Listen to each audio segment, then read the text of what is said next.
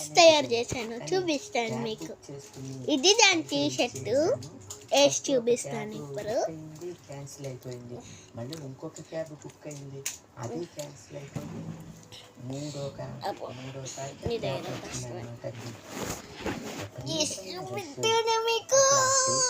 అయితే అలాగే మరి అంత హడావిడిగా ఎందుకు ఉన్నారో ఇంత పెద్ద సిటీకి నాకు అర్థం కాలేదు.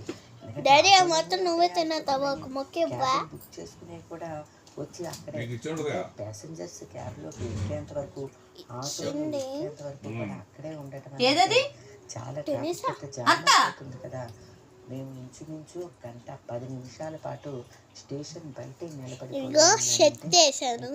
ఉంటుంది.